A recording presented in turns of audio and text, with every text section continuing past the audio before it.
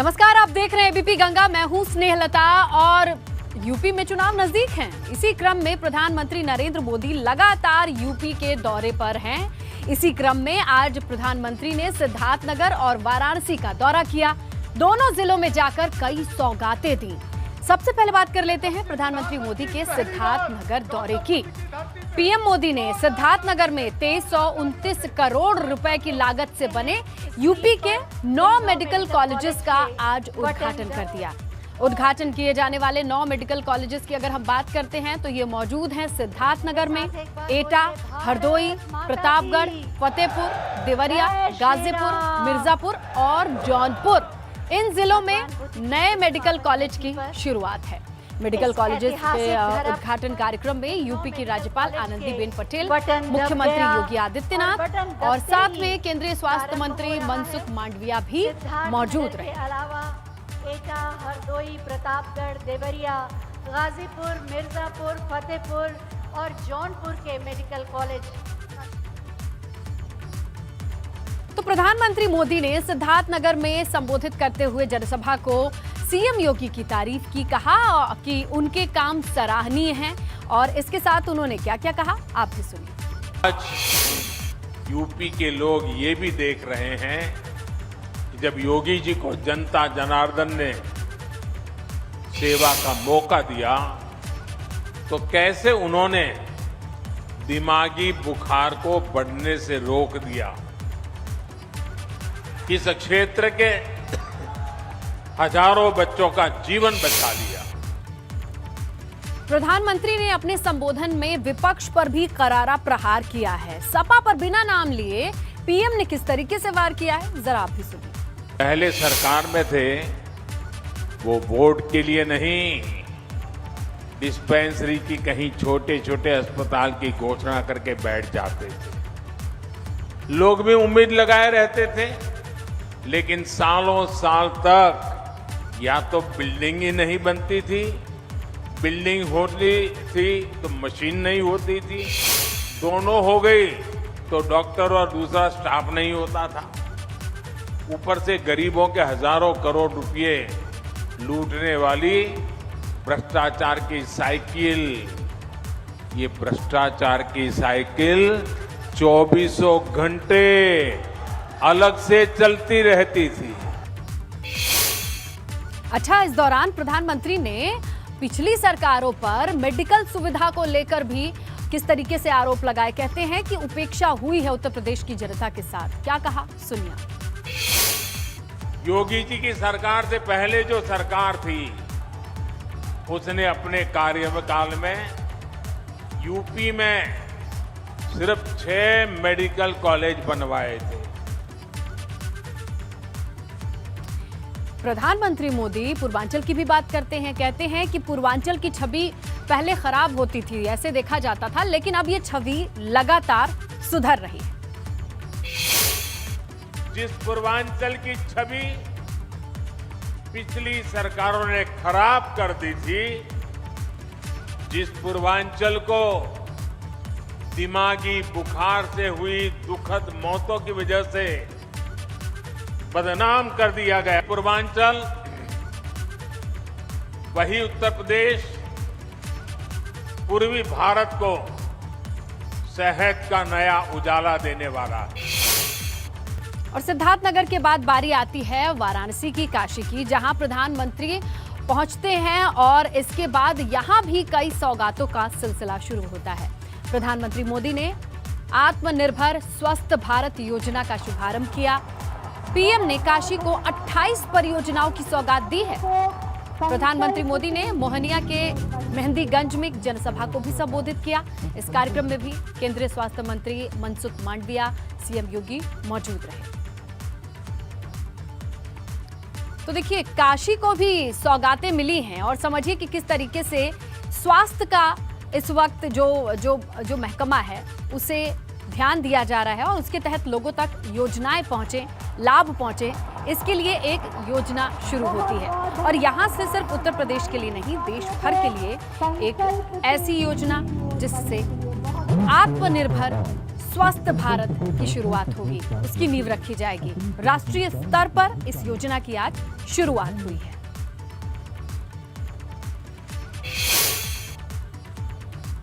प्रधानमंत्री मोदी ने इस दौरान एक जनसभा को संबोधित किया और उन्होंने कहा कि अब लोगों को फ्री इलाज और फ्री दवा की सुविधा मिल रही है।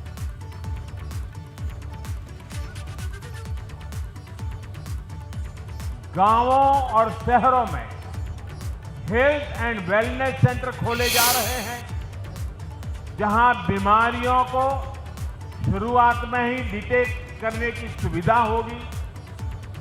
इन सेंटरों में free medical consultation, free test, free दवा, ऐसी सुविधाएं भी मिलेगी।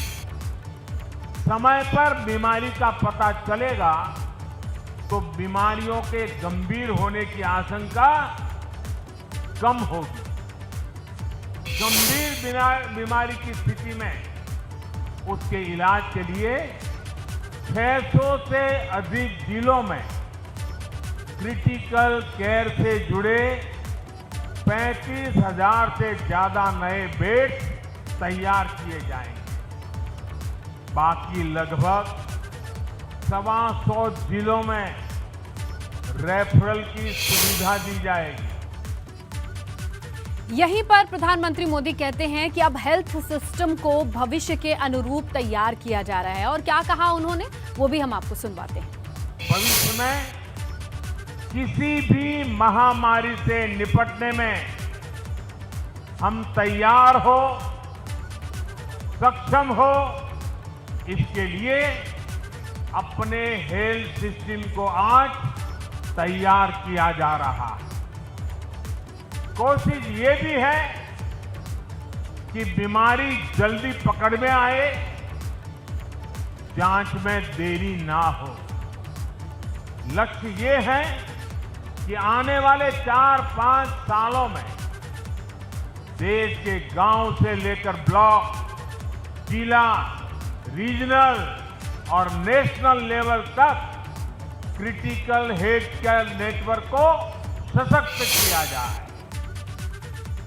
तो पीएम के आज के इस पूरे प्रोग्राम का फोकस हेल्थ इंफ्रास्ट्रक्चर था और यहीं पर जो बातें उन्होंने कही वो हमने आपके सामने रखी। तो यूपी विधानसभा चुनाव को लेकर आखिरकार कैसी सियासी बयार बह रही है, लोग क्या सोच रहे हैं, लोग किन किन बातों पर चर्चा कर रहे हैं, मुद्दे क्या हैं, ये समझने के लिए जानना जरूरी है कि आखिर क्या चल रहा है।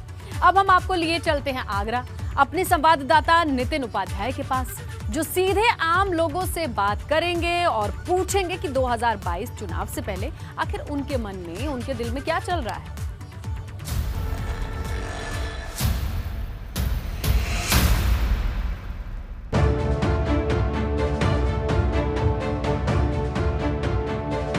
चुनावी चर्चाएं चाय की दुकान पर खूब होती हैं। आगरा के नुनिहाई इलाके में हूँ, अमरनाथ ढाबा है। अक्सर लोग यहाँ आते हैं, चाय पीते हैं, खाना खाते हैं और कई बार गपशप में एक कहा जाए पूरे शहर का मिजाज निकल कर आता है कि आखिर किस तरफ हवा बह रही है, बयार किस तरफ बह रही है। 2022 का इलेक्शन सिर पर है और ऐसे में क्या चल रहा है, ये बहुत कॉमन वर्ड है, क्या चल रहा है, लेकिन इस क्या चल रहा से ही निकल कर आएगा कि सरकार किसकी बनने जा रही है। लोगों से बात करते हैं। आप बताइए किस तरह का माहौल देख रहे हैं इस बार। 2017 में मोदी जी के नाम पर आंधी चली, बीजेपी फुल फ्लेज आई, एक बार फिर से अब जनता के पाले में गेंद है, क्या चल रहा है? आज के समय में युवा परेशान है, बेरोजगारी का माहौल है और बढ़ती महंगाई सबसे बड़ा मुद्दा है। महंगाई मुद्दा बनता है जरूर, क्यों नहीं। पेट्रोल डीजल के बढ़ते रेट, रसोई गैस के बढ़ते रेट, इसे लेकर लोग परेशान हैं। जरूर बदलाव होगा। बदलाव लग रहा है? क्या लग रहा है? इलेक्शन सिर पर है, बस अब तो वोट डालने की बारी है। क्या लग रहा है, किस तरह से माहौल नजर आ रहा है? बदलाव तो होना ही होना है। हर युवा वर्ग, हर किसान, मजदूर, छात्र, हर जुबान पर इस समय उत्तर प्रदेश में अगर देखा जाए तो समाजवादी पार्टी राष्ट्रीय अध्यक्ष जी अखिलेश यादव जी को लोग चाह रहे हैं और दिल से चाह रहे हैं। कारण नहीं, कारण है बहुत है, एक कारण नहीं है। क्या लग रहा है, योगी का चेहरा इस समय वो कह रहे हैं कि हमने विकास की पूरी कहा जाए आंधी चलाई है, वहीं दूसरी तरफ 5 साल अखिलेश की सरकार, अब दोनों आमने सामने, योगी वर्सेस अखिलेश, चेहरा, क्या कहना चाहेंगे? 70 साल में सबसे ज़्यादा जंगल राज इस समय पूरे प्रदेश में किसानों की जिस तरीके से हत्याएं की गई हैं, इसके हिसाब से लग रहा है मुझे कि 50 सीटें भी भारतीय जनता पार्टी की उत्तर प्रदेश में आने वाली नहीं है। और भी लोग हैं, तमाम लोग, उनसे बात करते हैं। कुछ कहना चाहेंगे? किस तरह का माहौल चल रहा है? सरासर दिख रहा है समाजवादी पार्टी की सरकार बनने जा रही है। जैसा कि इस सरकार में जंगल राज चल रहा है, छात्रों के हित में बिल्कुल छात्रों की आवाज़ों को दबाया जा रहा है और तमाम आप देख लें किसानों के साथ बिल्कुल उत्पीड़न किया जा रहा है, गरीब जनता के साथ उत्पीड़न किया जा रहा है। जैसा कि अब आपको लग रहा है कि सबसे बड़ा आप जैसे युवा के लिए रोजगार बहुत बड़ा मुद्दा है? नौकरी मिली? नौकरी तो छोड़िए, मार्कशीट ही नहीं मिलती है यूनिवर्सिटियों में। मार्कशीट मिल जाए पहले, नौकरी तो बाद में मिलेगी। यानी मुझे लग रहा है कि सारे जो सत्ता विरोधी लहर है या जो समाजवादी पार्टी के माइंड के लोग हैं इस चाय की दुकान पर, आप बताओ, कुछ नजर आ रहा है? सत्ता योगी जी वापसी कर रहे हैं कि सरकार बदल रही है? 350 सीट जीत के योगी जी दोबारा आएंगे और बहुत जोरदार वापसी होगी। अच्छा, जितना काम भाजपा किसानों के लिए कर रही है आज तक किसी ने नहीं किया।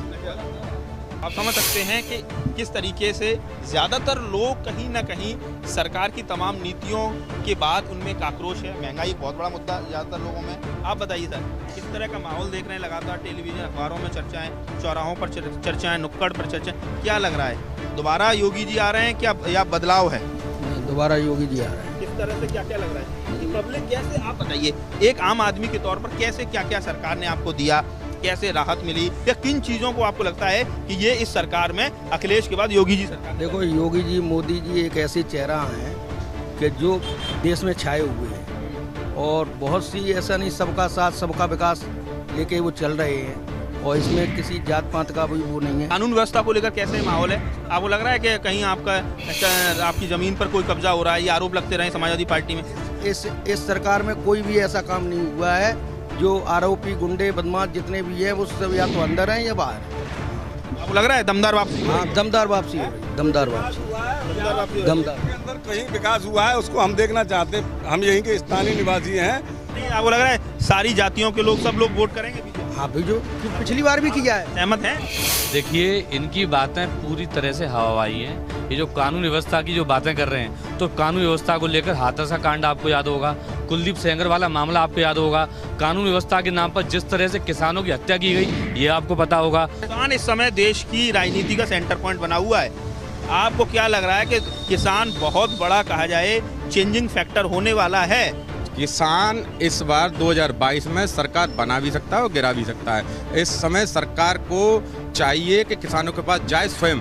ये दरवाजे, ये नहीं है कि किसान हमें फ़ोन करें हम तब बात करेंगे। तमाम लोग हैं, अलग अलग राय हैं, लेकिन लोगों की जो राय है वो उसका सम्मान होना चाहिए। और जिस तरीके से अभी इलेक्शन में समय है, तमाम चीज़ें और निकल कर सामने आएंगी, कई सारे मुद्दे और, कहा जाए, प्रमुखता से जोर पकड़ेंगे। लेकिन जनता से तो पूछ ही जाया सकता है कि क्या चल रहा है।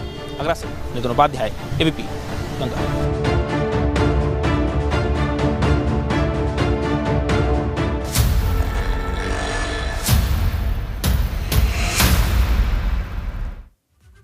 जाना आपने कि आखिर क्या चल रहा है आगरा से।